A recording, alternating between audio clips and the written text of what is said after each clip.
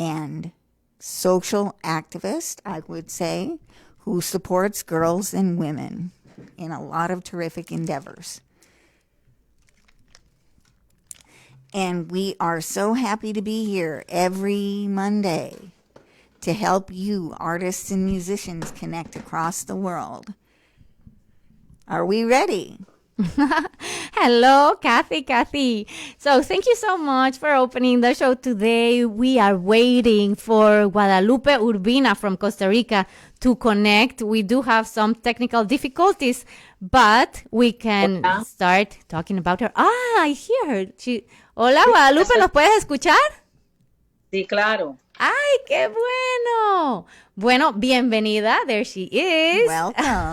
It's good to see you finally. Sí, déjame presentarte un poquito. Guadalupe Urbina is a very, very authentic musician, singer-songwriter from Costa Rica. She lives right now in a farm that she started with a group of people in the southern part of the country. But she has traveled the world. She has performed in Europe, Africa, South America, the United States. Mm-hmm. And she lived in Holland and also in Spain. How fabulous. She's an author of poetry books and children's books. What a world traveler. Also a visual artist and, fabulous. Of course, a musician. She has a wonderful voice and plays the guitar. How fabulous. And I have to ask, given all these tasks you set for yourself, how do you manage, Guadalupe?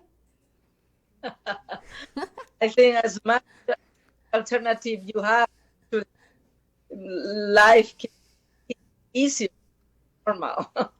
That is definitely the truth. Life is definitely not easy on a farm, as I can well attest. So you are how did you first become involved in music, and what set you off on your journey? Well, I think musicians and artists, we are born just to do. You bring that life. It's in your genetic code. And sometimes the ability to develop it or no.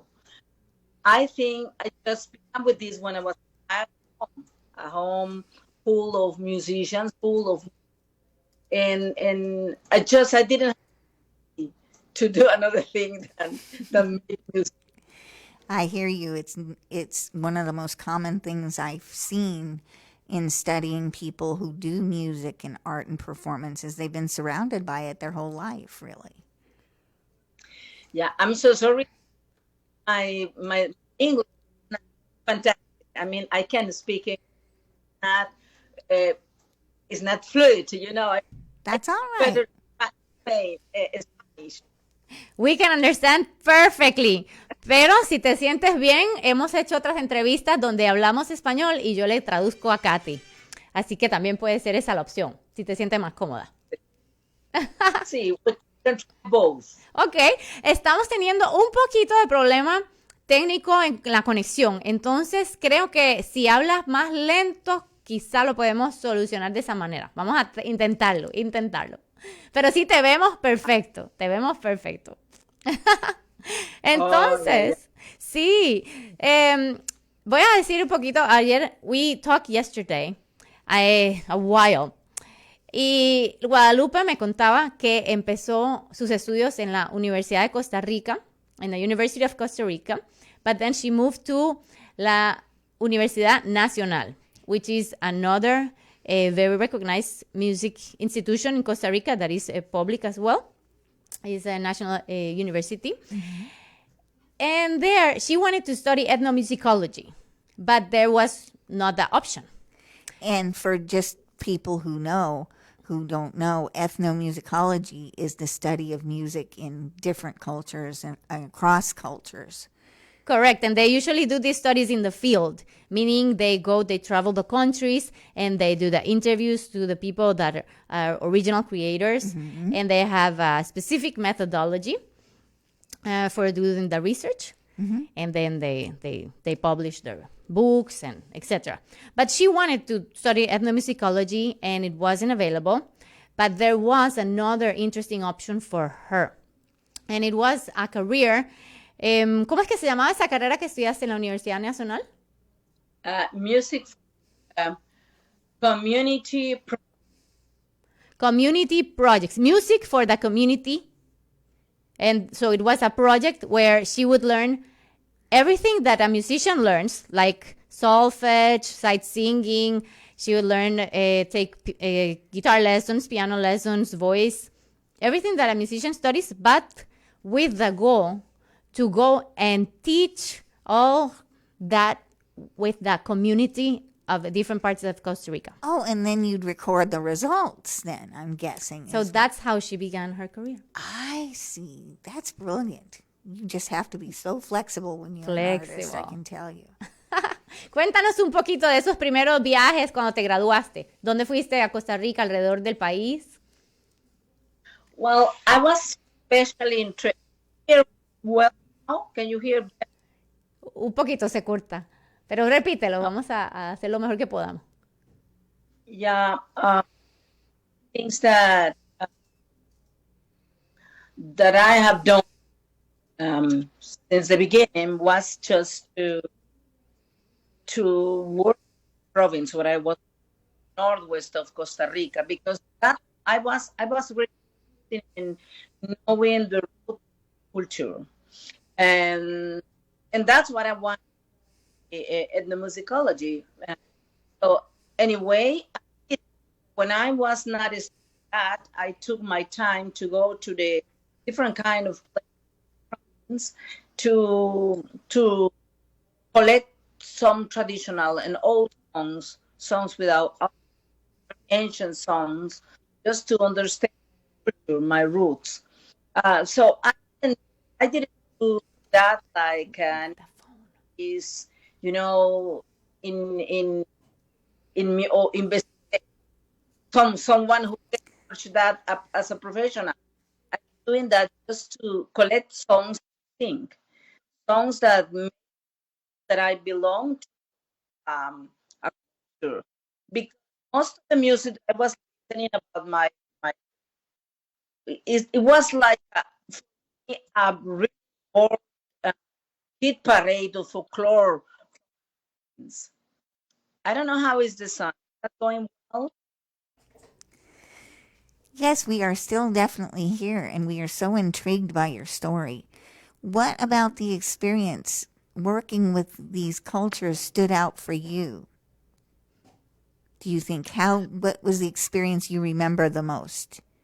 Yeah, one of the interesting things was to discover that we had really, I mean, the population, the old people were like book, some book. And that book was alive. Nobody was recording that. Anybody knew anything about that. Mm-hmm. Well, no, I cannot say that. They were interesting people, especially professor from the Costa Rican University, who Jorge Luis Acevedo, who has made interesting work in the whole country, collecting old songs and not only songs, but instrumental music from the tradition. So, and he was one of the person that inspired me to do that. And so the most interesting experience for me was just to find how that were my roots. A lot of, kind of culture together. But one of the most interesting things was to discover that there was a music that was not exactly music coming from the Spanish tradition, mm-hmm. from indigenous tradition, a music that came from Black tradition, the African. So my province is the first place where the Black people came to Costa Rica, in the 16th century, mm-hmm. 15th and 16th century. So the first Black people who came to they stayed after they were traveling. They were taken to the country, to Cartago, where there was a place where was a business with enslaved people. Yes. So and that was very interesting. Looking at the faces of the people, look at our bodies. I never read a book about that in our history, but there were no at that moment. And when I began to talk about what is that, why we are like so different, why we have black, you know, kind of black people in our bodies. I The know phenotype, exactly what you mean.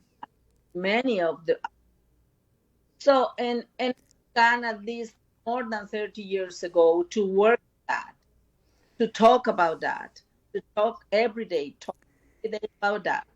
And until now, 10 years, for the first time, the government and authorities began to talk. And I can say the interesting thing for me is that they gave me that knowledge. They did not know, but through the song, through the rhythms, through the words and many things, I discovered they teach me about that. That's fascinating. You know, her ensemble, she includes marimba. She includes sometimes the quijungo.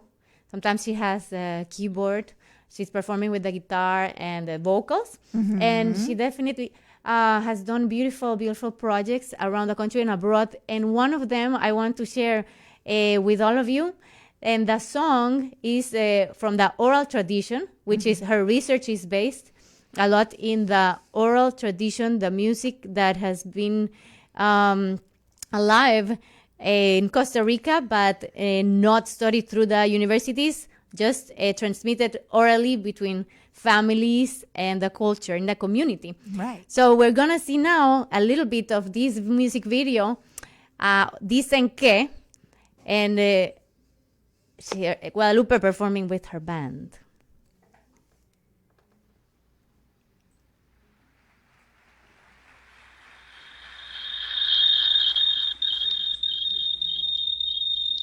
Guadalupe, Dicen que te estás casando. tu mi micrófono. vida y mi tormento. Dos cosas serán a un tiempo: mi entierro y tu casamiento. Cuando a vos te 4 velas por We didn't delante. see the video.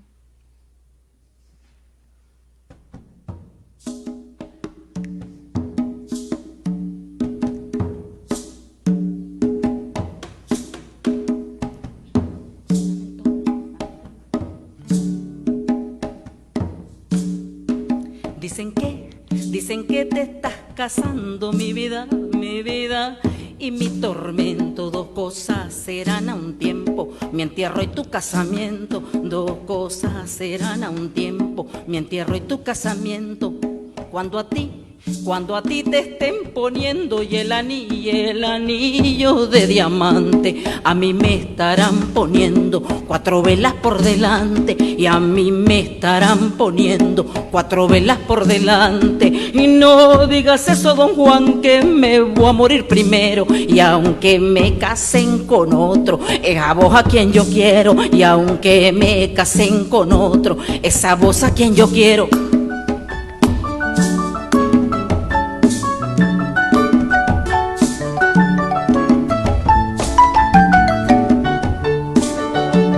Can see Guadalupe dancing there. That's in the middle of amazing. stage, performing.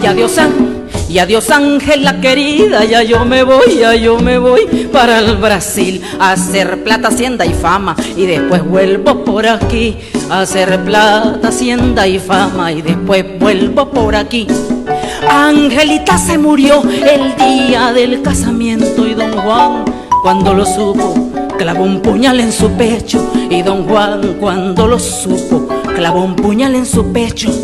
Y así se acaba, señores, este terrible tormento. Pues no deben ser los tatas los que hagan el casamiento. Pues no deben ser los tatas los que hagan el casamiento. It's so interesting, Kathy. That's amazing.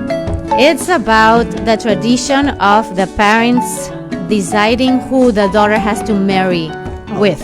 A lot of cultures did that. And a lot of cultures did And they that. still do sometimes. Yes, but in this story, the story does not end well because the girl died. She said, "Oh, that day you're going to be celebrating your wedding, they're gonna be doing my funeral." Well, And the girl dies the day they marry. So then the man committed suicide because he couldn't believe that, his wife died. it doesn't sound like a positive thing at first until you realize that a lot of music like this is kind of what they call a cautionary tale or a way to pass on information that is not, it doesn't scare people the first time they hear it, literally. There's all sorts of oral traditions that are passed on through songs. You could tell what a certain disease looked like when you heard Ring Around the Rosie. I mean, literally, that's the kind of thing that would... There's history in the oral tradition and a lot of information about how cultures understand their lives, about their values, the morals that they live. Definitely, through oral tradition, we can get a lot of information of how our society was before and is still in the present. And Guadalupe is a person that is completely transparent. She would say everything with no hesitation. She's super honest. And in her music, she has and includes a lot of humor. Absolutely. That's had help in many ways in her career. That is fabulous. You've got to have a sense of humor as an artist. Now, she was in Holland. What was your experience in Holland? Because she also had a group there, musicians. First I wanted to say something about the song that you listen now, is because this is a song at the end with a kind of message to people, Here is the end of this story, because the parents, they don't have to decide who you want to marry, Correct. But this is interesting. This song comes from the Spanish tradition.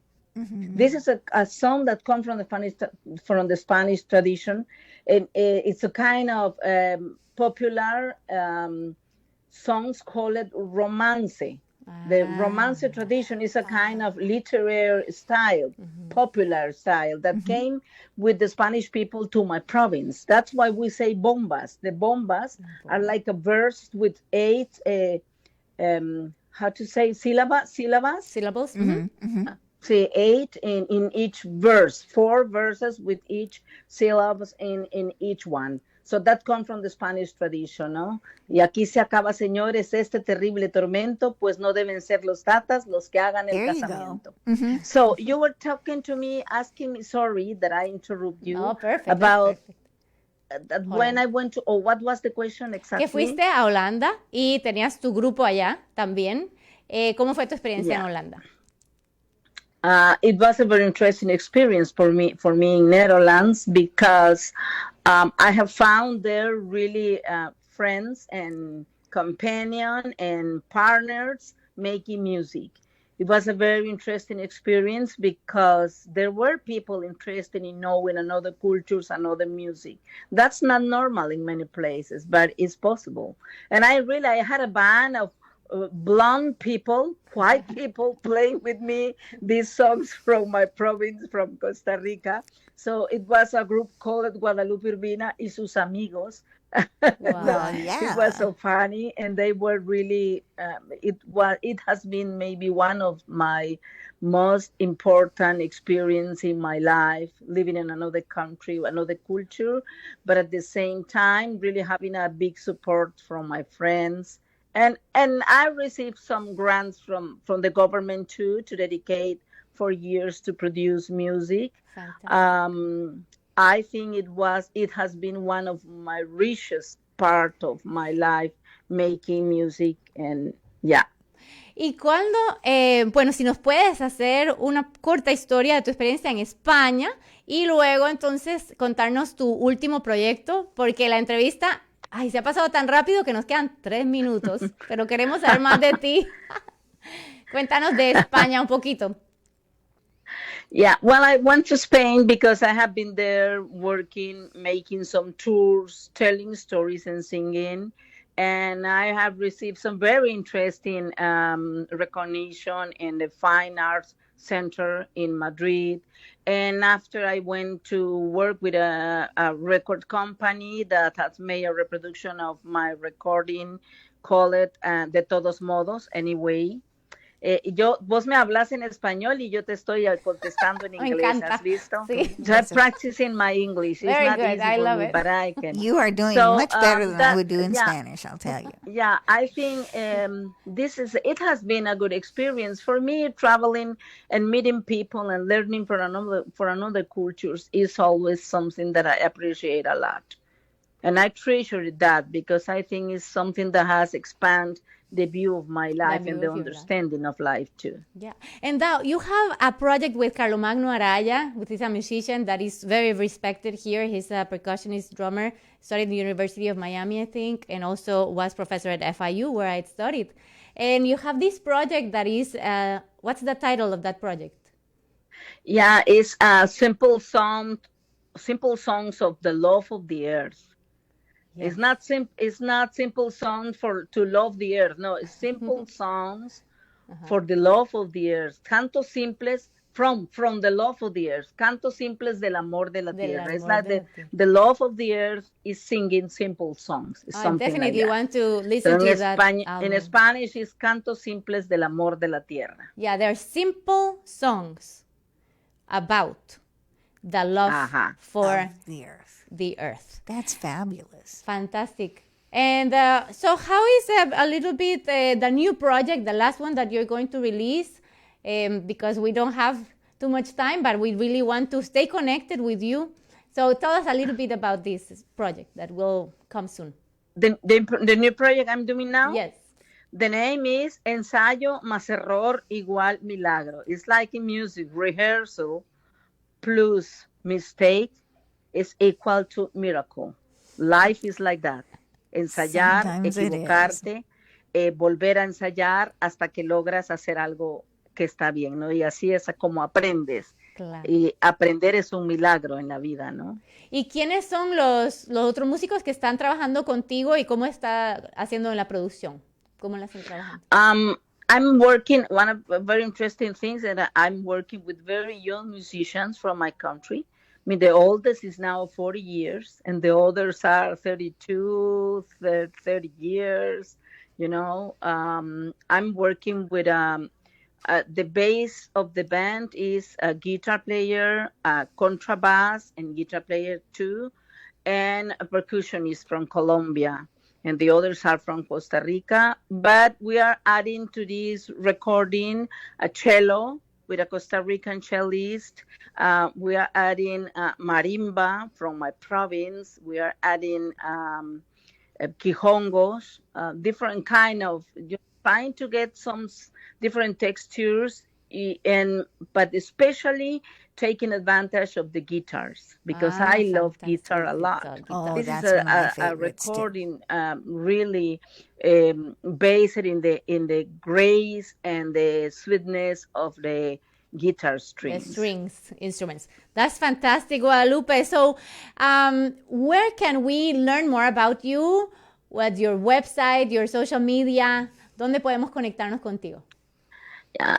You can find me everywhere. You can go to YouTube, to all the platforms like Spotify, Bandcamp, everywhere.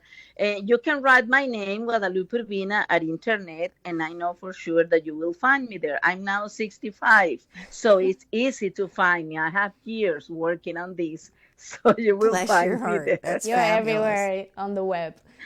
That's fantastic. So thank you so much for being here. We appreciate this quality time together. All the conversation I had with you yesterday as well. I will share a lot with Kathy. And let's stay connected to see what is more surprises that you bring to this world and to nurture Costa Rican culture and abroad. And women especially. Women and girls as well. So we're going to leave the program for now with this music video. It's one of her last songs that was very famous. La cumbia de la niña. Gracias, Guadalupe. Hablamos luego. Estamos viendo tu video aquí de la cumbia de la niña. Un Gracias abrazo. a Dios. Terrific to have met you. Thank you so much for coming and joining us. Thank you, Kathy. Thank you welcome. for inviting me.